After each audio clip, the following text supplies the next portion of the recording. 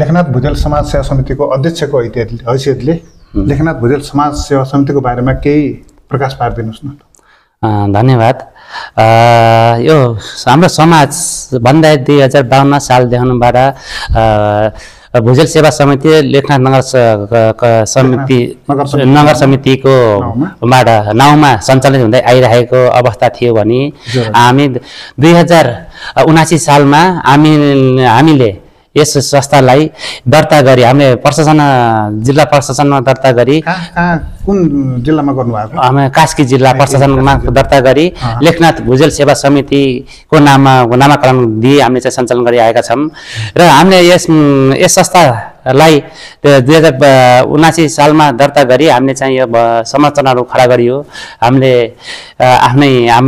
आफ्नै संस्थाभित्रको व्यक्तित्व हाम्रो जातीयबाटै अलिअलि हामीले चाहिँ रकम सङ्कलन गरी हामीले चाहिँ यतिको भवन बनाएको छ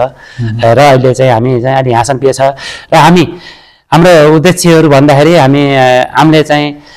अझै माथि हाम्रो भाषी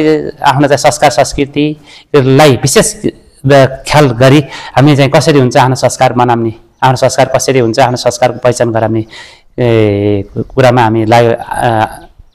लागि परिरहेका छौँ र हामी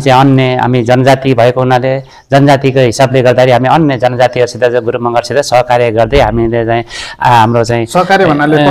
सहकारी बना हामी अन्य जातिहरूसित नि हामी चाहिँ हातेमालो गर्दै हामी अगाडि बढिरहेका छौँ र हामीले चाहिँ यस संस्थालाई कसरी हुन्छ अझै अगाडि बढाउने कोसिस गरिरहेका छौँ।